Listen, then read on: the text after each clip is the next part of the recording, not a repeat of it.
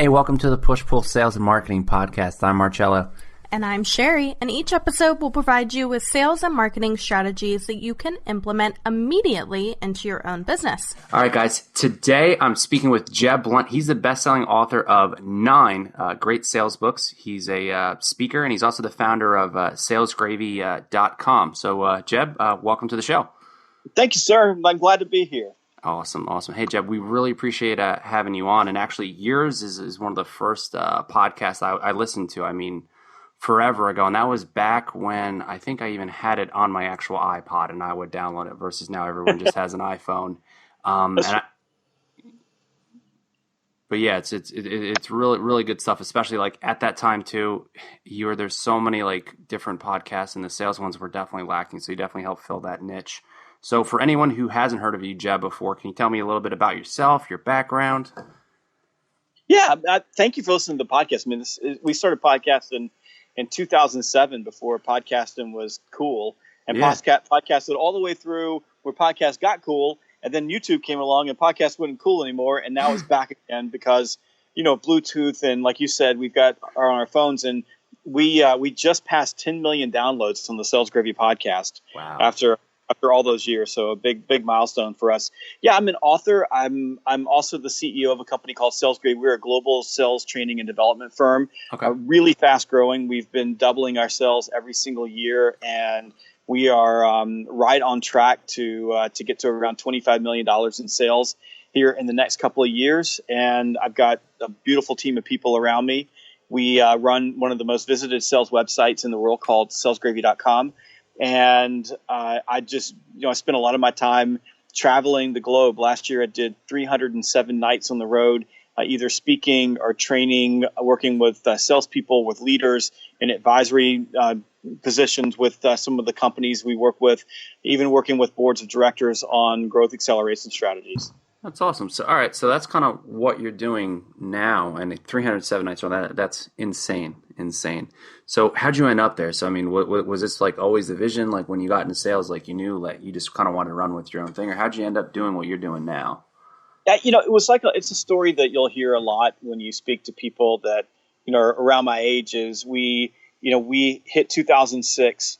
I'd come up, through the corporate world, through, one really good economic trend after another, and I'd grown really fast. I was an executive in a Fortune 500 company at the vice president level, 250,000 people in the company, and the recession hit us really, really hard.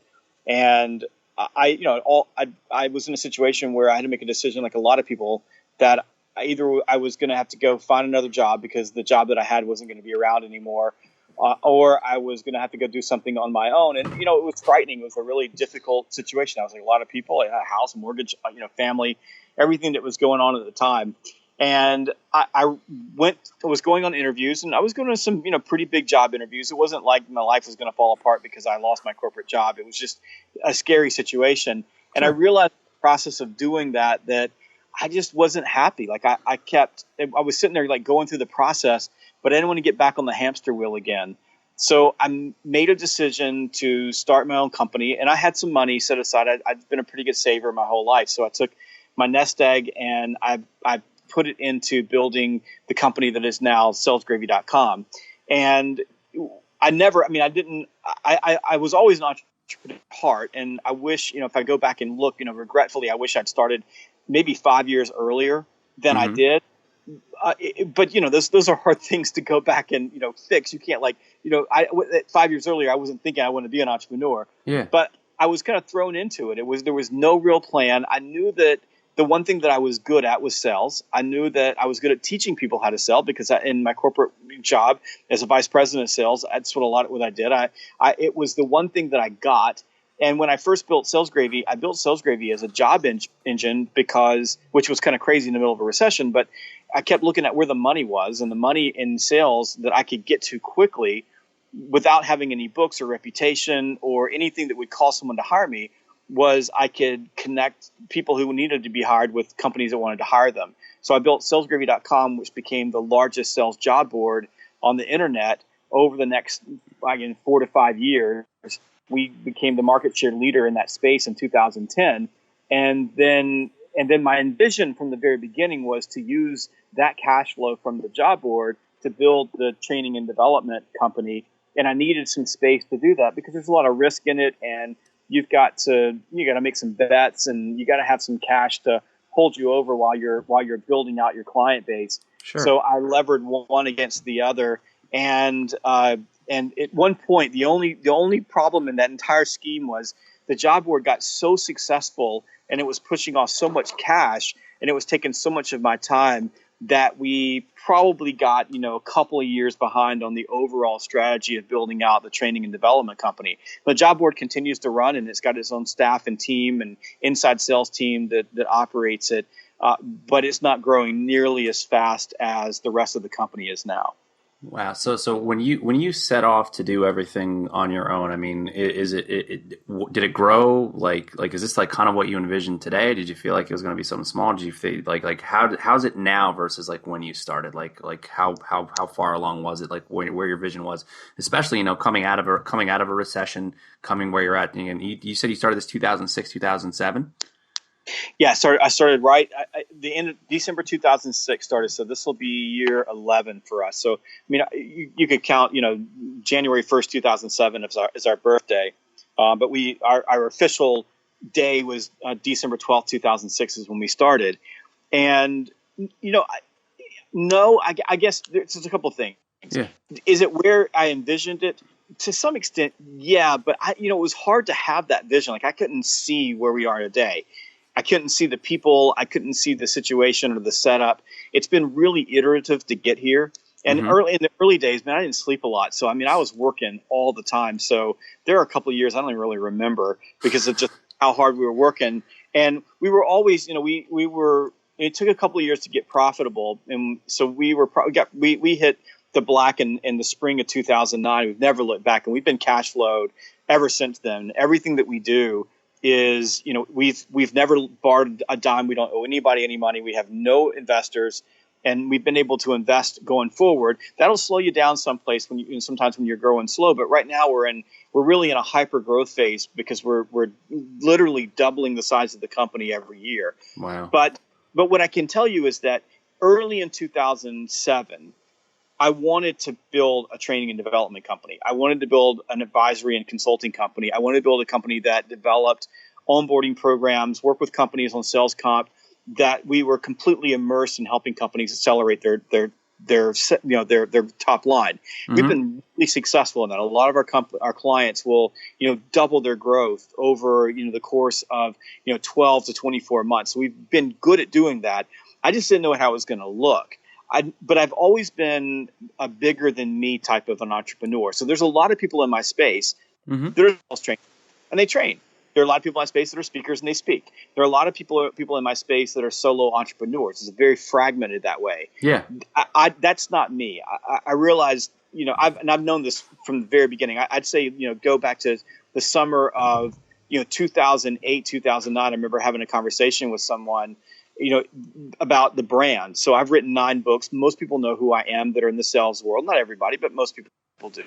And I've got a pretty good personal brand. And even back as far as then, I remember sitting down with a napkin and saying, the company can't last if I'm the brand, and it will never scale if I'm the brand. So we made a decision to use the brand Sales Gravy. It's kind of a funky name, but people don't usually forget it.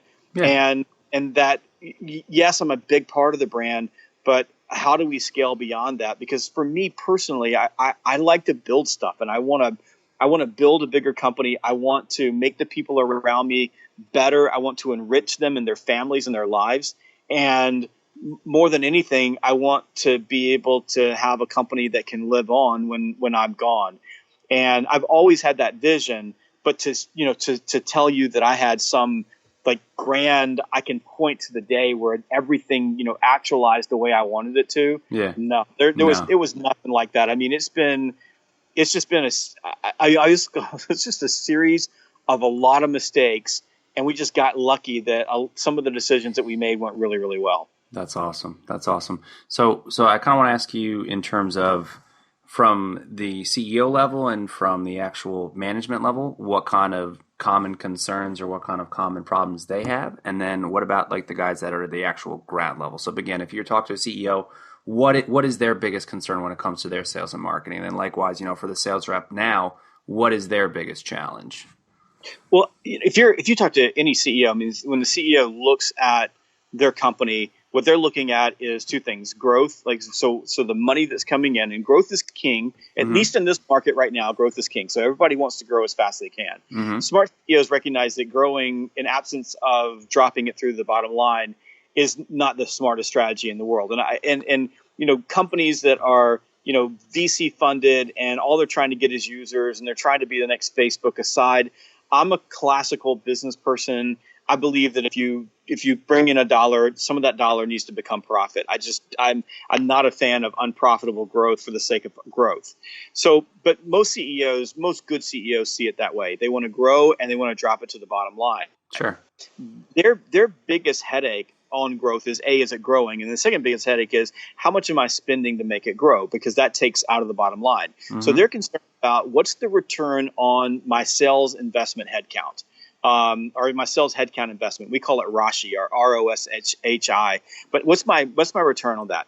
And how quickly am I getting that return? So when you look at executives like CEOs and VPs, one of the ways that we help them unlock value in their organization is not by changing their infrastructure or changing their sales comp programs. And some of those things can make change. I mean, changing sales comp is really it's incremental. It doesn't. You'll never change sales comp. I say never. Sometimes, but rarely will you change sales comp and get this massive influx of growth.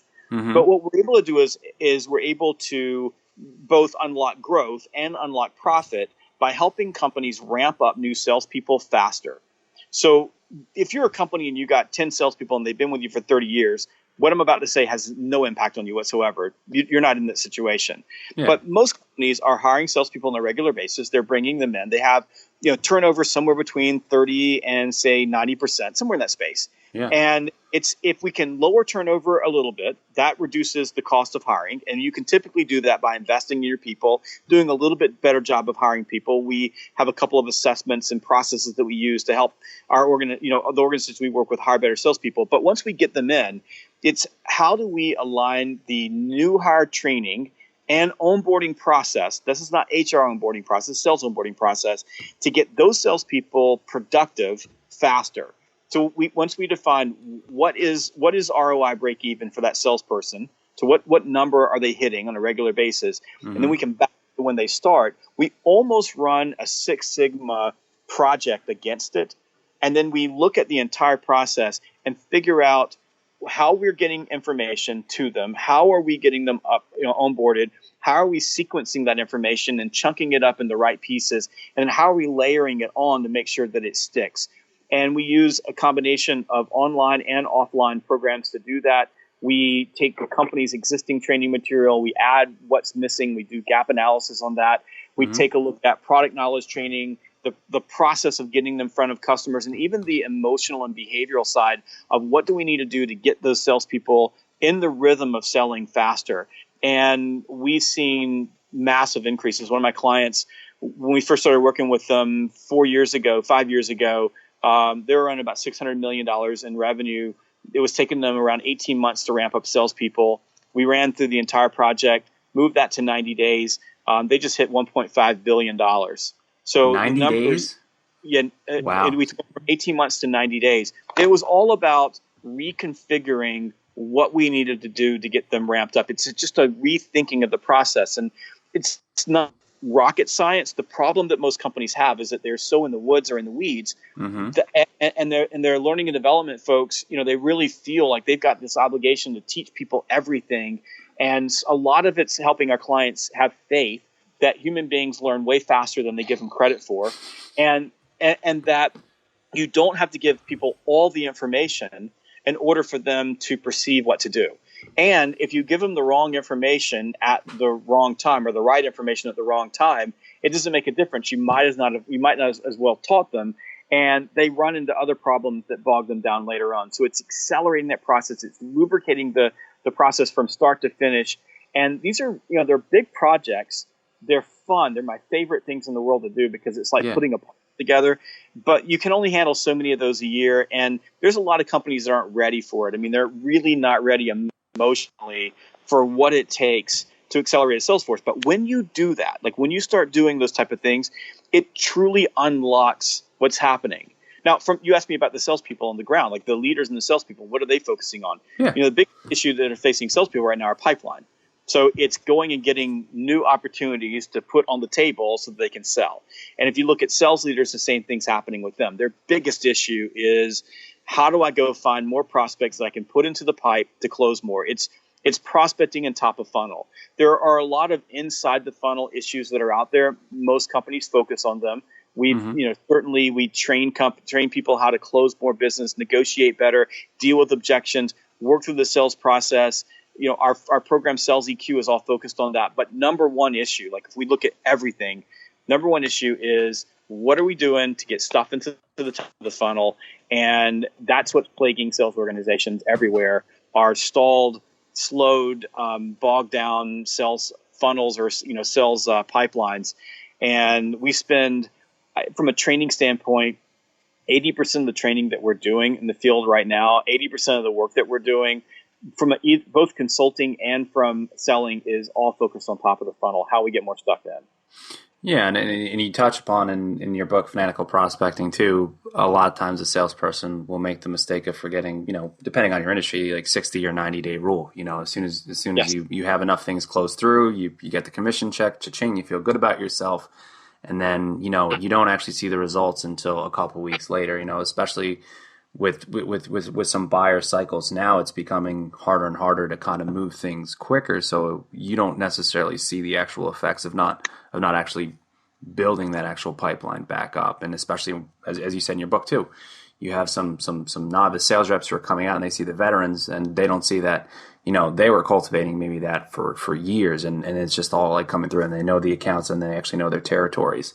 One thing I want to ask, so what is the mix then? Like how many individual salespeople are motivated enough to kind of reach out to you and kind of do things on their own versus how much is it coming, top down from corporate and saying, all right, well, this is what we're going to do. And we're going to hire Jeb to do this. Like how much of that mix is there? It's almost all corporate. I mean, we have an elite coaching program that's fully subscribed. And what that is I have coaches on my team. We have individuals. Usually these are independent salespeople, so they're not typically working for a big corporation. Mm-hmm. Typically they're working for, they're an insurance agent. They've built their own company. They're an entrepreneur. They're people that have a vested interest in growing. So we pair those with our coaches. We have more coaching clients than we can get to, which is a good problem. Sure. So there's that's I'd say that, but that's a very small group. When I say limited, we can take about 10 people at one time, and that's about it. And we can't take any more. Wow. So when you look at that in terms of the entire population, we're not talking about a whole lot of people. I mean, these are 90-day intensive programs, and we're investing in people. So we have to give them the time that's involved. We run regular virtual classes, and what this means is they're live classes that we run in a virtual classroom with a live instructor. Mm-hmm. I'd say 30% of those are subscribed by individuals who come in and buy it themselves, Wow. and 70% is corporate. And then when you look at all the other training and the work that we do, I'd say we're in 99% range. It's companies that hire us, not individuals. Gotcha. So what would, and you kind of touched upon some of those things, but if you kind of had to wrap it up, so what would you say separates, sales gravy and separates your organization in terms of corporate, trainers changing things from top down versus somebody else? Why would somebody come to you versus somebody else? For in my world, like when I look at the world of sales training, development, consulting, building things, integrating into our clients' businesses, licensing, the thing that sets us apart, and this is both a double-edged sword, is that we're real. The things that we teach, the things that we do are for real people, really in the field. Most of it's because of our DNA. I grew up in the trenches selling. I didn't grow up teaching. And all of the people around me, and I don't let anybody on my team ever touch a salesperson. You never can stand in front of a group and train if you haven't been phenomenally successful at closing business and selling. So there's a lot of people out there in the world that train but have no idea how to sell. And I'm not hitting them, but salespeople can smell right through that.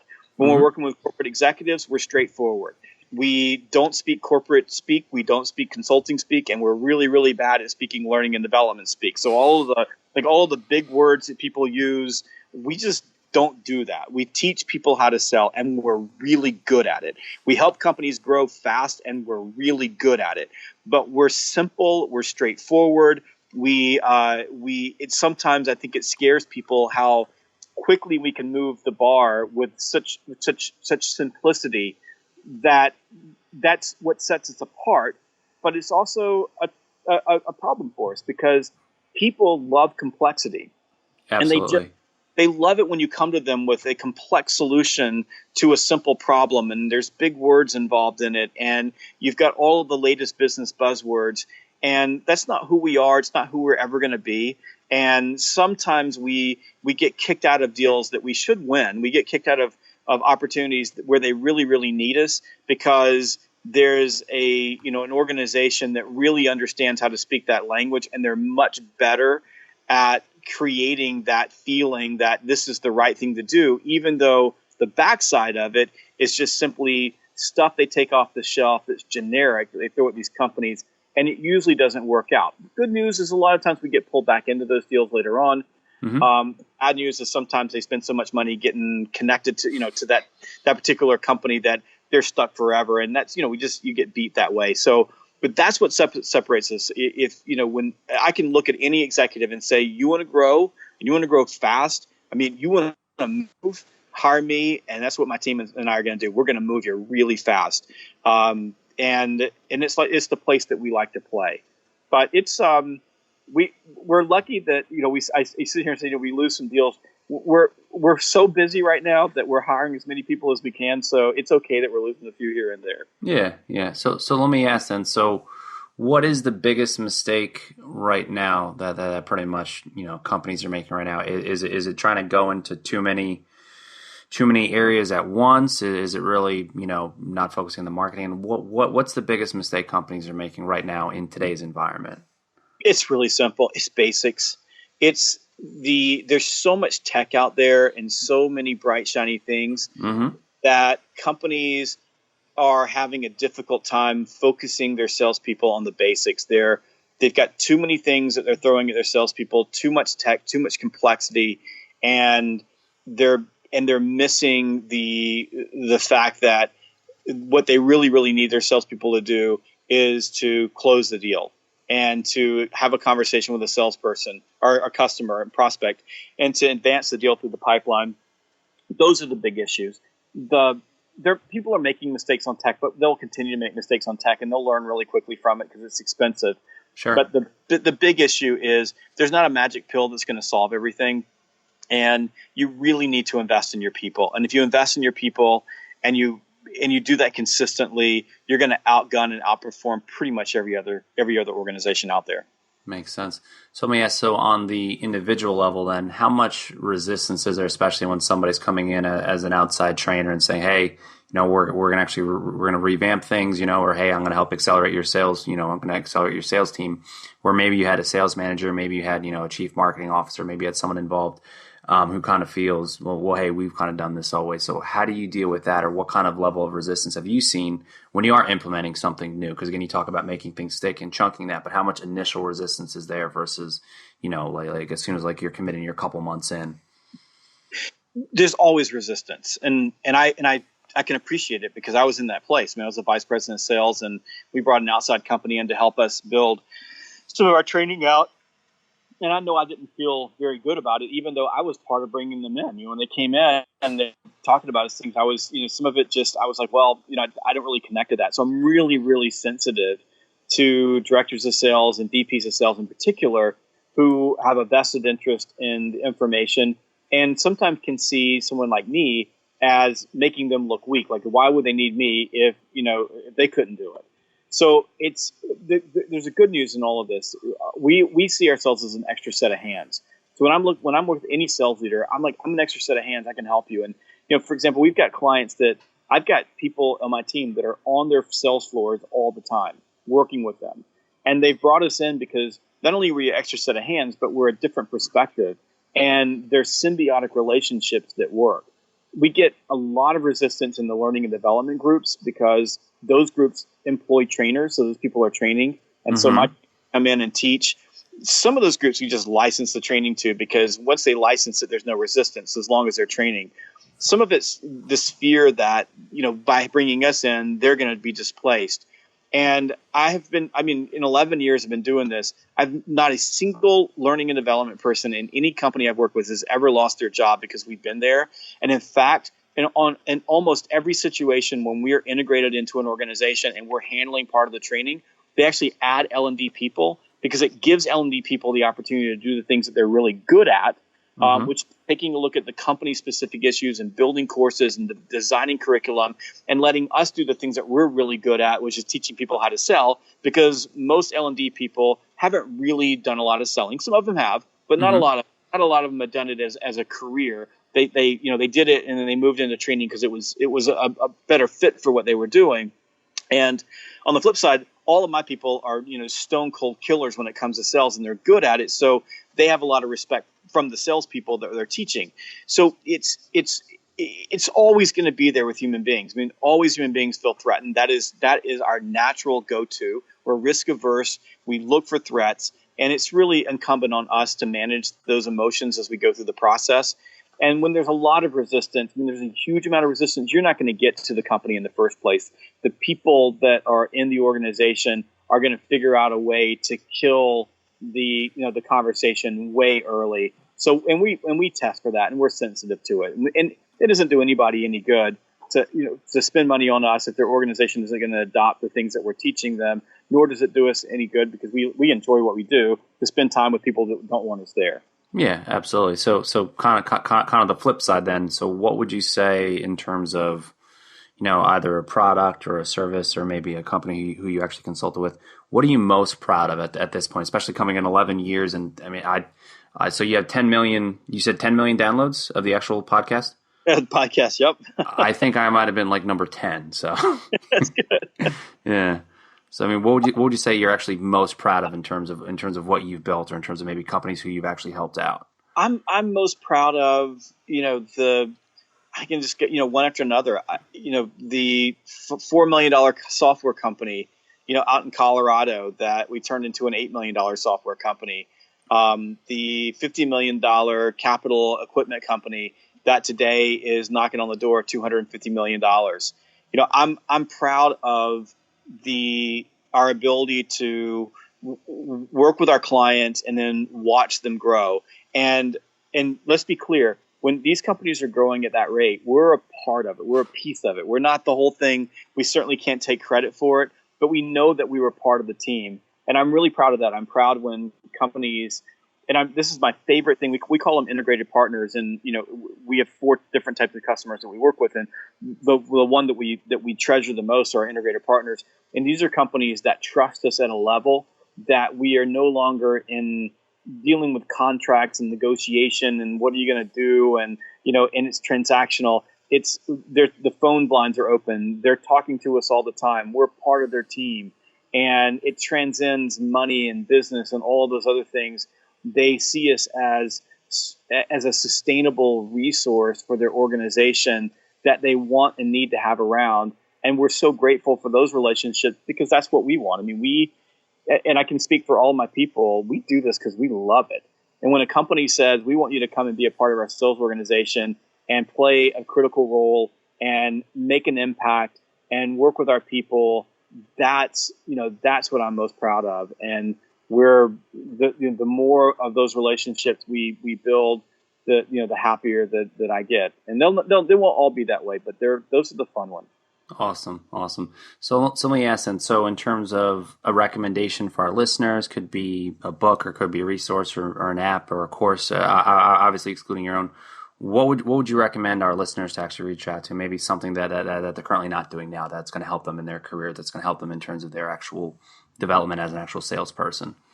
Yeah, there's a book that I really dig right now. It's my buddy Anthony Areno, is called The Lost Art of Closing, and I've read it twice now, and I'm in the middle of writing a new book called Objections, and I've been using it as a resource for some of the chapters I've been writing, and I would highly recommend that book. I think it's a fantastic book, and Anthony's got a podcast also called In the Arena. That's In one the of my arena. favorite. Yeah, Yeah, we had Anthony on shortly after he wrote The Only Sales Guide You'll Ever Need, and it yeah, was funny because I kind of put him on the spot there because I'm like, you have some of the elements, whatever, but what are the other four? He's like, well, I have to say that for another book. So right. is that actually in? Is that in The Lost Art of Closing? The other parts of the I sales periodic table? Yeah, I think some of them are in there. I always give them a hard time. I'm like, it's the only sales guide you ever need, except for my books. I mean, so Yeah, obviously. Well, very cool, very cool. So let me go ahead and one, I really appreciate you weighing in on this, and for me, it actually comes in for me as a wrestler, is you talk about like leaving a voicemail versus not leaving a voicemail. I think you used the Wayne Gretzky quote. You're going to miss 100% of the shots you never take. I like to think Dan Gable actually set up that quote as a wrestler. But in terms of like maybe objection handling or again on the actual individual, what is like tactically the area where you feel like a lot of sales reps are actually messing up? Is it actually closing, overcoming objections, or the hey, I'm satisfied? What tactically are salespeople like can they actually work on, like again in terms of focusing on so many different things? If they can make one change, what should they work on the most? listen. Tactically, I mean, if once you've gotten the prospect in the door, Mm-hmm. number one problem salespeople have, number one, is they skip the most important step in the sales process, and that is discovery. Mm-hmm. And which is 80% of the sales process, which is where most deals are going to be closed, even though you're not getting an explicit closing, moment in that with that, in discovery. But I'd say it's number one. I mean, even my salespeople. We had a conversation 2 weeks ago. We sat down and looked at a couple of deals we lost, and we went through them. And the answer was really, it was just in our faces. We didn't listen. We weren't listening. We were talking. And that happens, in our world. It happens sometimes when you've got so many leads coming in and so many opportunities. You get sloppy, Mm-hmm. and you get maybe a little arrogant, and you start moving too fast. And it happens to salespeople because they don't like to listen for a lot of reasons. So yeah, number one, tactically, shut up and ask good questions and listen. You do that, you'll be better off. That's awesome. And I think Tom Hopkins actually had that exact same advice. And most people who we've actually had on the podcast have obviously said the same thing. So obviously hearing it from Jeb, hearing it from Tom Hopkins, hearing it from Anthony, obviously no, you're definitely getting sound advice. So in terms of moving forward for the actual future, again, people talk about, buyers are busier now, or, even more people are actually involved in the actual like process itself. What do you see is going to be the biggest change, or what is going to be the biggest trend moving forward now, 5 years from now, 10 years from now, for someone who might be just getting into sales versus someone who's kind of done it forever? What do you see down the pike? I don't see big trends, and I don't see a big change. Okay. I think that the noise has changed. You hear noise, Mm-hmm. but the noise is all surface. The noise is all people trying to get your attention.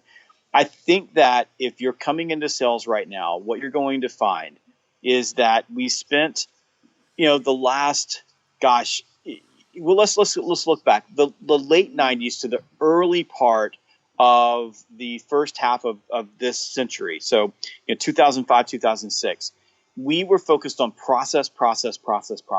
So the entire pendulum shifted into process. The pendulum started shifting back in 2003, 2004, 2005, when people were looking at, sell to the human side of selling. And you could see that in conferences. You could see that with speakers. You could see that with books. Mm-hmm. From 2006 until around now, this trend will continue. We've been focused on data. Data is probably one, but more than anything, tech. There's all this tech that'll do all these things for you. And if we look at the numbers, the raw numbers, I was just out in the Bay Area with some really smart people going through it. Productivity is not increasing. And in fact, it is decreasing. So all of this stuff supposed to be moving productivity. So from process to productivity, all this crap is not moving productivity, not one iota. It's not making anybody any better. Now, it should be making things easier. That's different than productivity. So what we should be seeing, and what I expect to see, is that there's going to be a renaissance of human skills. How are human beings dealing with each other? Because we only have two paths we're going to go down. Machines are going to take over and run everything. And if machines take over, they don't need us anymore. And if you don't need us anymore, there aren't going to be any more humans. So you can just go down, and take a look at all the AI horror stories. And there's a singularity, and robots are going to wipe us off the face of the earth. And that's one path, right? The other path is that there's going to be a striation of human beings who are brilliant at integrating tech into their lives. And I believe tech integration is really what you're going to see. They integrate tech into their lives that gives them more time to spend with people. I believe that it's not a trend. I believe it is the truth that the salespeople now and into the future who will continue to dominate our profession and continue to make the most money have learned how to deal with other human beings more effectively than the next person. And I wrote about this in my book, Sales EQ, and I'll continue to prophesize this. So I think that's the case. And I think that we have to look at, and this is sort of an ugly, dirty way of looking at it, but three striations of human beings, and just take the next 20 years, and you're going to see this sort of work itself out. There's a group of people who have learned how to integrate tech, and they're brilliant with human beings. They're smart. They have high IQs. They've invested in themselves. They read books. They build their knowledge base, and they invest and learn and build their emotional intelligence. And that group of people is going to rule the world. They're going to be the highest earning people. They're going to separate themselves from everyone else. There's going to be problems with it because they're going to make the most money, and it's going to create income equality because these people are going to make the most money of everybody everywhere. And salespeople are going to be on that train because sales is a human business. There's a group in the middle that are going to be they're going to be stuck. They're going to be great at tech, but that's all they got. Tech dominates everything that they do. They can't think beyond tech, get beyond tech. Their productivity is stifled, and tech gets in the way of their ability to deal with people. That's just the middle group. They're gonna live a life that is sort of it's stagnant. And then there's going to be a group of people at the bottom, and they're going to be failures because they can neither integrate tech nor deal with people. And if they can't deal with people, they can't integrate tech to give them enough time to deal with people. And that group of people is going to fail. So when we look at tech for sales in particular and the things that it's doing that hold sales organizations back, the flip side of that, and this is the part we have to start thinking differently about, is that we don't teach people how to integrate the tech, then you're going to fail. And in my company, if you work for my company and you come to me and tell me that you don't know how to use a computer or you're having a hard time with the computer or you don't really understand tech or this is tough for you, I'll just write you your last check and see you on your way. Because if you can't integrate tech into your life, you can't work for me. We have to be able to do that. So when we look at the big trends in the world, this is impacting every industry, every human being, everywhere. We're all in this situation. But for salespeople in particular, if you're getting into sales right now or you are in sales, focus your time and attention on being with human beings. Focus your time and attention on learning how human beings operate. Because the human brain is the same human brain it was 10,000 years ago. It is not changing. It is not evolving at that rate. Yeah, we are rewiring a few things with the way we deal with tech. But the way we operate instinctually and the way our brains work, they're the same. And the science teaches us how to work the brain. Figure that out. Use tech to give yourself more time to do that. And if tech is taking time away from you, and I'm just that way, get rid of it. And I'll leave you one last thing on that. I was in a radio interview. Yeah. App was for time management. I said a pen and a sticky note. And he was like, stop. He's like, that's not an app. I go, yeah, it sure is an app. Because I got all these things. Like I got apps that, run my task list, tell me what to do, all those other things. So what I found is if I write the 3 things that have to happen every single day on a sticky note before I go to bed, and I stick it on the mirror where I'm going to be getting dressed the next morning, those 3 things happen. If I put it in my phone, it disappears in everything else that I've got going on. So tech isn't always the answer, right? It's the way that you get stuff done that's the answer. So if tech is not making you more productive, get rid of it and deal with the things that are making you more productive.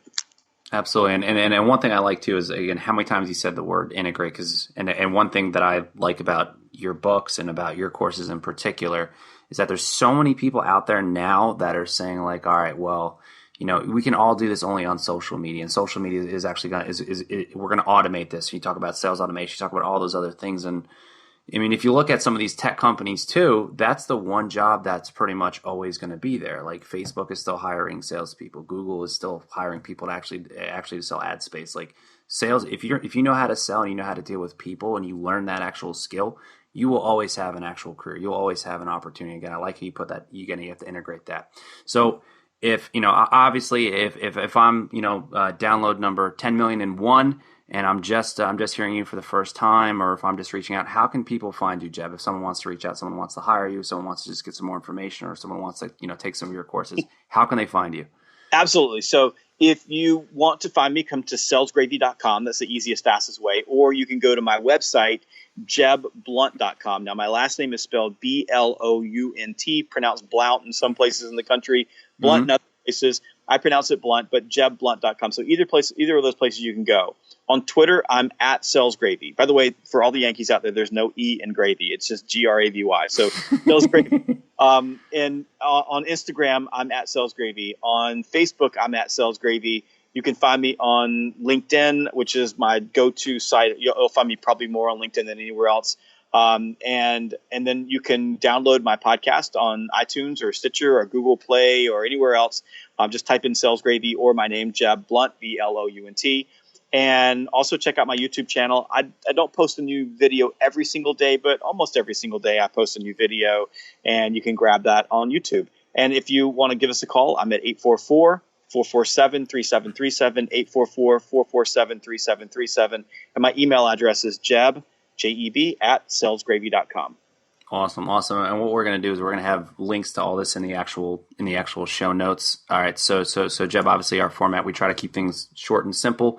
Any kind of final parting words of wisdom for our listeners?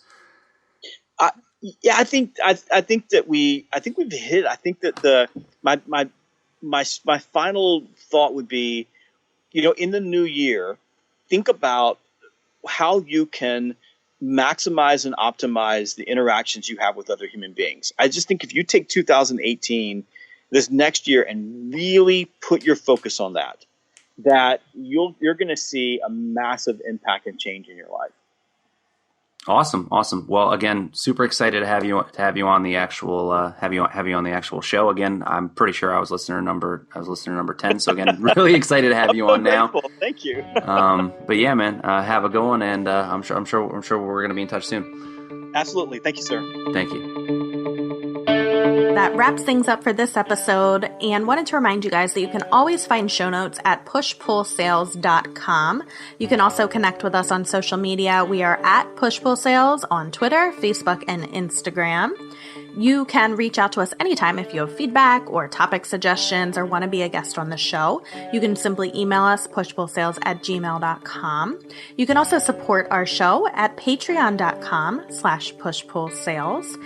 Thank you to bensound.com for our intro and outro music. And thanks to you guys for listening. Tune in next time where we'll tackle another topic. See ya.